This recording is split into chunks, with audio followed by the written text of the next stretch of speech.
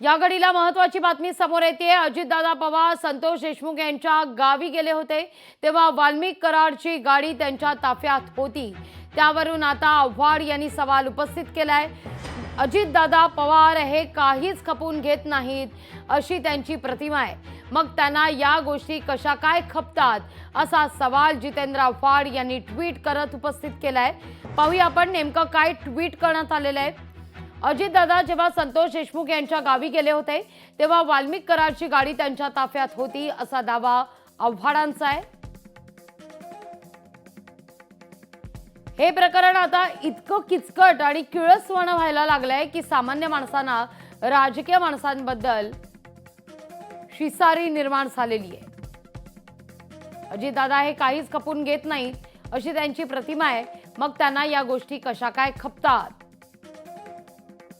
हा मुद्दा आव्हाड उपस्थित करताय।